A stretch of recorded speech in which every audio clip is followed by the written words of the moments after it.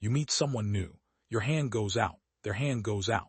For half a second, skin touches skin, and neither of you thinks about it at all. But that half second is not new. It is not polite invention.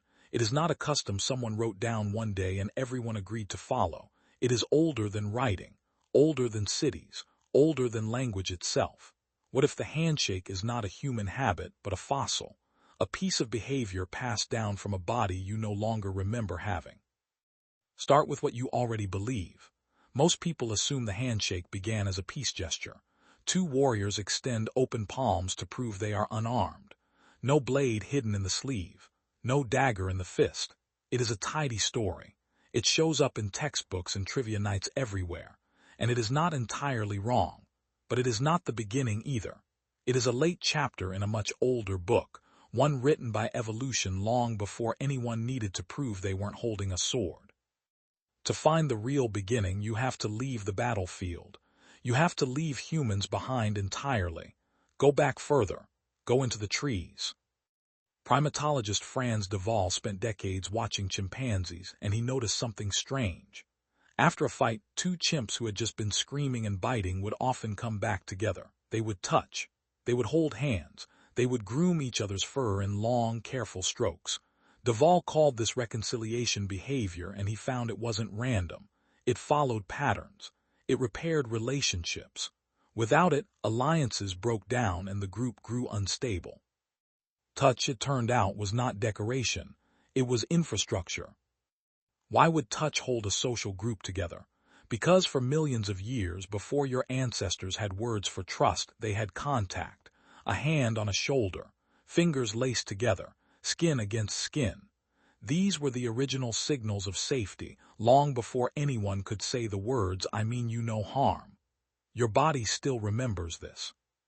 Somewhere underneath the customs and etiquette manuals, your instinct for the handshake is drawing on the same wiring that made a chimpanzee reach for another chimpanzee's hand after a fight.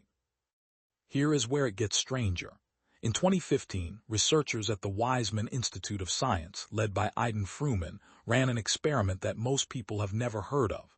They filmed strangers shaking hands, then secretly analyzed what each person did with their right hand in the minutes afterward. Over and over, without realizing it, people brought their hand up toward their own face, toward their nose. They were smelling the handshake, smelling the stranger. The researchers confirmed it with special sensors that measured airflow near the nostrils, and the pattern held across nearly every subject. Why would you smell another person after touching them? Because your ancestors relied on scent long before they relied on sight or speech. Chemical signals carry information sight cannot. Are you healthy? Are you afraid? Are you familiar or foreign? A handshake, then, is not just a greeting. It is a covert exchange of biological information dressed up as manners. You think you are being polite. Your nervous system thinks it is gathering intelligence. This is the pattern you will see again and again once you start looking. A behavior that feels like simple courtesy is often an ancient survival mechanism wearing a modern costume. Consider touch itself, separate from the handshake. Psychologist Matthew Hertenstein at DePaul University ran a series of studies asking a simple question: can people communicate specific emotions through touch alone, without seeing a face or hearing a voice? He had participants sit behind a curtain and try to convey emotions like anger, fear, gratitude, and love using only touch on a stranger's arm. The accuracy rates were far higher than chance. In some cases, they rivaled the accuracy of reading facial expressions. Touch, Hertenstein found, is its own language. It has grammar. It has vocabulary. Most of it you have never consciously studied. That means every handshake you have ever given was a small act of translation. Firm grip, brief hold, direct eye contact. Loose grip, lingering hold, gaze that drifts away. You read these signals instantly, automatically, the same way you read a facial expression. Nobody taught you this system in school.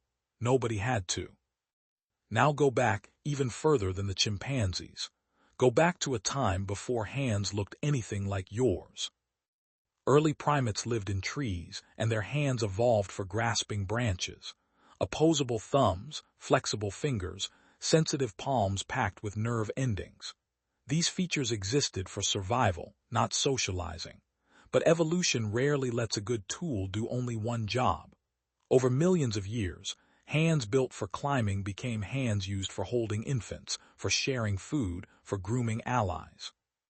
The same nerve-rich palm that once tested the strength of a branch became the same palm that today tests, in an instant, whether a stranger's presence feels safe or threatening. You carry that palm right now. By the time early humans were walking upright, hands were free in a way they had never been before. No longer needed for climbing, no longer needed to bear the full weight of the body. Suddenly, the hand became available for something new: communication. Anthropologists have long argued that gesture may have preceded spoken language, that humans were pointing, touching, and signaling with their hands long before the first structured words existed. If that is true, the handshake is not a descendant of language. It may be one of language's ancestors. Think about what that means. Before you could say hello, your ancestors could already say it with their hands. So when the Greeks and Romans formalized the handshake as a symbol of peace, they were not inventing a new behavior. They were giving an old one a name, a ritual, a place in written history. The gesture already existed in the muscle memory of the species. They simply built a story around it, the story about hidden weapons and open palms, because humans like their instincts to sound like decisions. This happens more often than you would expect. Ancient behavior gets rediscovered, renamed, and credited to whoever happened to write it down first. Fast forward to today, and the handshake has survived wars, empires, and the invention of nearly every communication technology in existence. Phones, video calls, emojis, entire platforms built to replace physical presence. And still, when two people meet for the first time in person, in nearly every culture on Earth, some version of that ancient hand contact takes place. Not because a rulebook demands it, because something older than any rulebook is quietly running the show. Even during the years when handshakes briefly disappeared from daily life, when a global health crisis made hand contact risky, people did not simply drop the impulse. They adapted it. Elbow bumps, foot taps, hands pressed together from a distance in a namaste gesture. The specific motion changed. The need behind it did not. Humans still needed a physical signal that said, without words, I see you, and I am not a threat. That need is not cultural. It is not a modern courtesy passed down through etiquette books. It is a survival strategy that outlived the predators it was built for, outlived the trees your ancestors once lived in, and outlived every version of language you have ever spoken. So the next time your hand goes out to meet a stranger's, notice what is actually happening. Nerve endings older than spoken language are reading pressure and warmth. Chemical signals older than written history are being exchanged and secretly inhaled. A pattern first practiced by chimpanzees repairing a broken alliance is quietly repeating itself in a job interview, a first date, an introduction at a party. You think you are performing a simple social nicety. You are actually running a program that is roughly 6 million years old. And for half a second, skin touches skin, and neither of you thinks about it at all. But now you know why.